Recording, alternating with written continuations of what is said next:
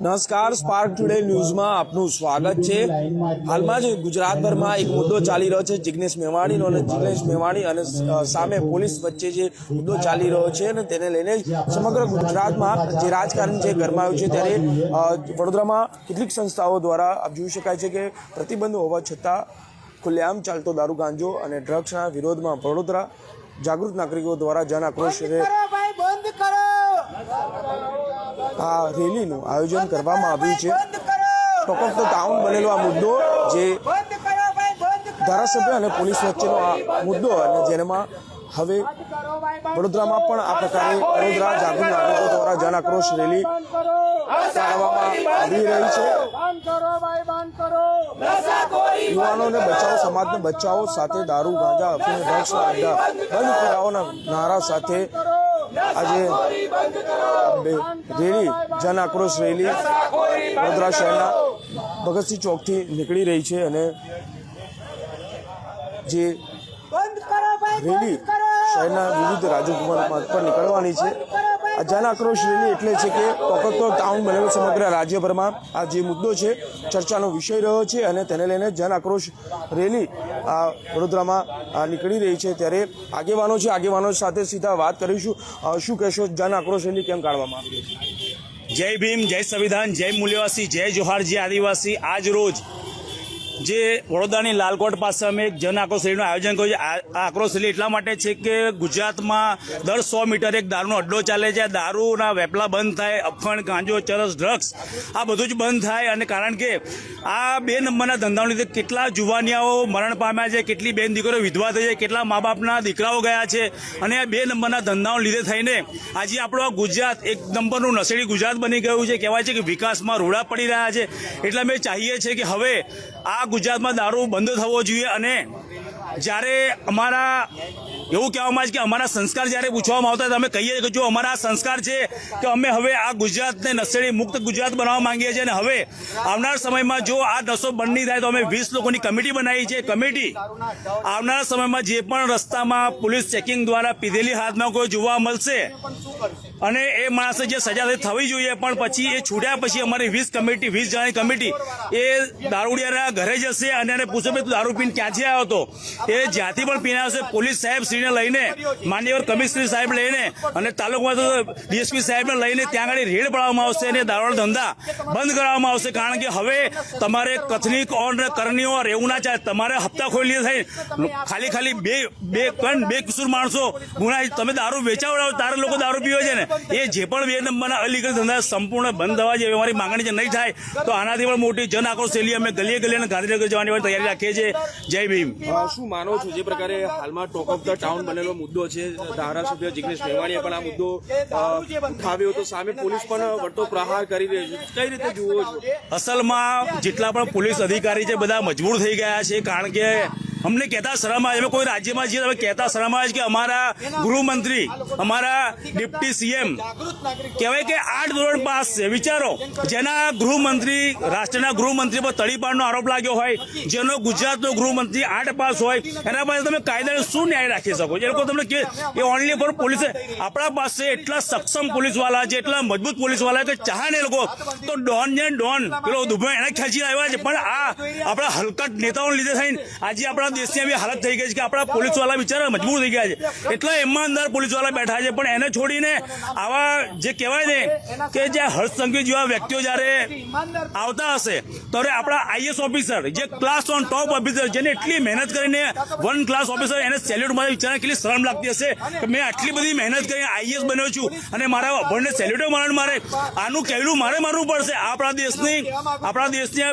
કહેવાય ને કે બહુ જ દુઃખદ વાત છે કે આપણા લોકો વોટ કરતી વખતે જોતા નથી કે હું કોને વોટ કરું છું।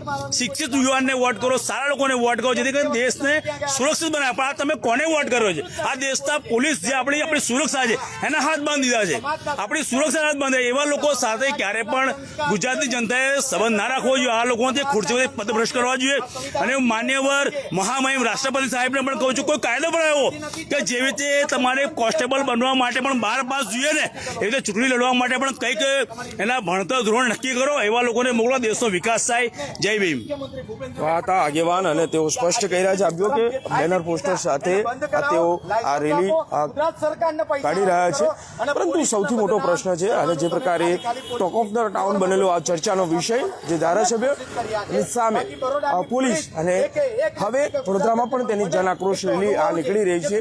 દારૂ, ગાંજો, અફીણ, ડ્રગ્સ જેવા જે યુવાનોને બરબાદ કરે છે તેવા જે ચીજ વસ્તુઓ મળી રહી છે તેને બંધ કરાવવા માટે આ પ્રકારે વડોદરામાં જન આક્રોશ રેલી આપ જુઓ કે બેનર પોસ્ટર સાથે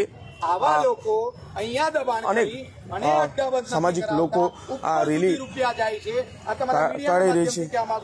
અને આ પ્રકારે જે પ્રકારે આપ જુઓ કે જે પરિસ્થિતિ છે અને આપ જુઓ કે મોટી સંખ્યામાં લોકો એકત્ર થયા છે અને આ જન આક્રોશ રેલી તેઓ કાઢી રહ્યા છે. આપ જોઈ શકાય છે જે પ્રકારે તમામ જે લોકો છે આ બેનર પોસ્ટર સાથે તેઓ આજે આ વડોદરામાંથી આ રેલી ભગતસિંહ ચોકથી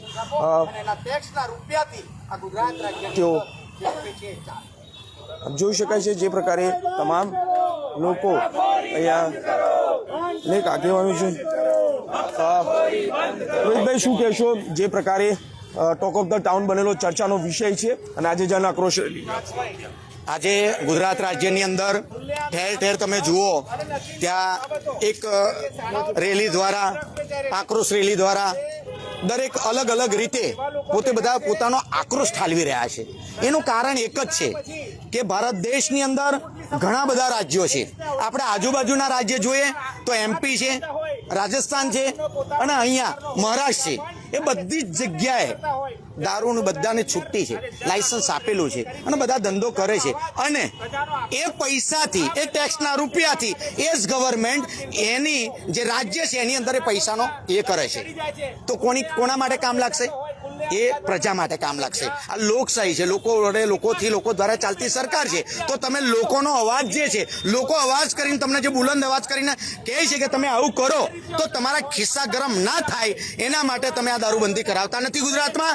અને આ ઉપર સુધી રૂપિયા જાય છે અને પોલીસ કર્મીઓનું સારું બોલી અને પોલીસ કર્મીઓને આ લોકો એટલા બધા એ કરી રહ્યા છે કે ભાઈ પોલીસને છૂટ આપી દીધી છે, પોલીસ આ કરી નાખશે, તે કરી નાખશે. પરંતુ તમારી સરકાર ચાલે છે એટલે તમે જે કરશો તો પોલીસના હાથ બંધેલા છે, એને કરવું જ પડશે. હવે આ બધા હપ્તા લે છે, હરેક જગ્યાએ હપ્તા ચાલે છે અને એ હપ્તા તમે વિચાર કરો સીધા ઉપર સુધી જાય છે. એ ઉપર સુધી હપ્તા જાય, એ હપ્તા ભેગા થાય અને એ હપ્તાથી જ આ ઇલેક્શન લડે છે. અને આટલા બધા હમણાં જે આ બધું થાય છે એ બધા એ જ લોકોના જ પૈસા છે. આ બરબાદ કરી રહ્યા છે ગુજરાત રાજ્યને. તો હર્ષ સંઘવીને હું કહેવા માંગુ છું કે તમે જ્યારે શપથ લીધી ત્યારે એ શપથની અંદર અને એની પહેલા શપથ લીધી અને તમે મીડિયાની અંદર પણ બાઇટ આપેલી છે અને પેલાને લાત મારવાની કે ઝાપડ મારવાની વાત કરી હતી ત્યારે કીધું કે મારા લોકો માટે તકલીફ છે એટલા માટે એવું કર્યું છે. જો એવું નહીં કરો તો એવું કરવાનો બી એ થશે. તો તમે જો એવું તે વખતે કરતા હોય, લોકોના હિત માટે કરતા હોય તો ગુજરાત રાજ્યની અંદર દારૂબંધી કેમ નથી એ કરતા, ખોલતા કેમ નથી, કેમ બધા રાજ્યો થકી તમે કેમ નથી લેતા એક સંદેશો કે આ જ પૈસા ટેક્સના રૂપિયા અમારા લોકો માટે કામ લાગશે? એટલે કમિશનર સાહેબને પણ કહેવા માંગુ છું કે સાહેબ આપના હાથ બંધેલા છે, પોલીસ કર્મીઓના હાથ બંધેલા છે, પરંતુ પ્રજા તમારી સાથે છે, અમે તમારી સાથે છે. તમે અમને સપોર્ટ કરો, અમે તમને સપોર્ટ કરીએ. આવા ભ્રષ્ટ નેતાઓને ઉગાડા પાડી અને એમને નાગા કરી નાખીએ. જય હિન્દ. હવે જે રીતે તમે આક્રોશ દારૂ ધંધો ચાલી રહ્યો છે તો પછી હવે તેનું આગળ શું નિરાકરણ? આગળ પરિસ્થિતિ એવી ને એવી જ ઊભી થાય છે. પરિસ્થિતિ એવા ને એવી જ છે. ગુજરાત રાજ્યની અંદર એટલી બધી લોકોએ રેલીઓથી લઈને આટલું બધું કાઢ્યું જ છે, પરંતુ આ સરકાર જાડી ચામડીની છે, એનું પેટનું પાણી હાલતું નથી. એ વ્યક્તિને તેવું લાગે કે જેને જે બોલવું એ બોલે, જે કરવું એ કરે. પરંતુ જ્યાં સુધી લોકો રોડ પર નહીં ઉતરે, જ્યાં સુધી થરાડ જેવું નહીં થાય, એક જ ભાઈઓ જે બોલ્યો એના પછી દરેક લોકો એમના સપોર્ટ કર્યો, એ એમના પોતા માટે નથી બોલ્યો, એ જનતાની માટે બોલ્યો છે, લોકોના પરિવારના એક સદસ્યો માટે બોલ્યો છે. એવી જનતા જ્યારે જનતા રેડ કરશે અને જનતા એક રોડ ઉપર બધા જ લોકો આવી જશે ત્યારે એમનું પેટનું પાણી હાલશે. અને હા, હવે કોર્પોરેશન આવી રહ્યું છે. મારું તો એવું કહેવું છે કે એમને ઉખેડીને ફેંકી દો. આ બદમાશો એમના ખિસ્સા ગરમ કરે છે અને સરકારી કર્મચારીઓને બદનામ કરે છે. આ BLO નો તમે જુઓ, આત્મહત્યા કરી લે છે, કેટલું બધું થાય છે, પ્રેશર કરે છે, કેટલું બધું પ્રેશર, કેમ કે એમની પાસે સત્તા છે, એમની પાસે અત્યારે સત્તાની અંદર છે એટલે લોકોના આ બધા ઉપયોગ કરી રહ્યા છે. હવે જો આ નહીં થાય, તો અમારી એવી ઈચ્છા છે કે દરેક જિલ્લાની અંદર, દરેક તાલુકાની અંદર અમારા 10-10 આગેવાનો ફરશે અને એક તારીખ એવી નક્કી કરશે કે ગાંધીનગર હર્ષ સંઘવીને હું કહેવા માંગુ છું કે તમારી જે ચેમ્બર્સ છે એ ચેમ્બર્સની અંદર ટૂંક સમયની અંદર લાખો લોકોની ભીડમાં તમારા ચેમ્બર્સની અંદર ઘૂસી જશું. તમારાથી થાય એ કરી લેજો, કેમ કે અમે લોકના હિત માટે કામ કરી રહ્યા છીએ. કેમ કે તમે આટલી બધી વસ્તુની વાત કરતા હોય કે ભાઈ આ બહુ મોટી મોટી વાતો કરતા હોય, એટલે ભારત દેશની વાત છોડો ને, ગુજરાત રાજ્યને ખાલી એક વ્યવસ્થિત ગઢવી ગુજરાત, તમારા બાપે ગઢવી ગુજરાત બનાવી. ગઢવી ગુજરાતના બનાવવા માટે તન મન ધન વિચાર આ બધી ઘણી બધી વસ્તુ મગજમાં હોવું જોઈએ, એજ્યુકેશન હોવું જોઈએ. અને મોટી મોટી અમને ઇંગ્લિશ વાંચીને સાબિત કરવા માંગતા હતા અને એવું કહે છે સમાજના સંસ્કારો. એટલે તારા શું સંસ્કારો છે? તારે તો રાજીનામું આપી દેવું જોઈએ, ઘેર બેસી જવું જોઈએ. આ તું ને તા શબ્દ ત્યારે થાય કે જ્યારે અમારા કોઈ પણ લીડરને તમે રિસ્પેક્ટ ના આલો તો અમે પણ તમને રિસ્પેક્ટ નથી આલતા. પરંતુ અમે પણ અમારા સંસ્કાર છે તમને તમે કહી શકીએ છીએ, પણ તમે કહેવાનું કારણ એક જ છે કે તમારી ઓકાત બી નથી, તમારી તાકાત બી નથી. તમે છે ને એક કામ કરો, હજુ જ ખોળામાં બેસી જાઓ, પરંતુ જનતાનું સારું વિચારો, નહીં તો આવનાર ઇલેક્શનની અંદર તમને પડઘો પડશે અને એનો જવાબ મળી જશે, જનતા આપશે. બિલકુલ, આપ જુઓ કે જન આક્રોશ રેલી હવે શરૂ થઈ રહી છે અને જનતા તમને જવાબ આપશે. જુઓ કે જે પ્રકારે સમગ્ર રાજ્યમાં ટોક ઓફ ધ ટાઉન બનેલો નામ ચર્ચાનો વિષય, અને ત્યારે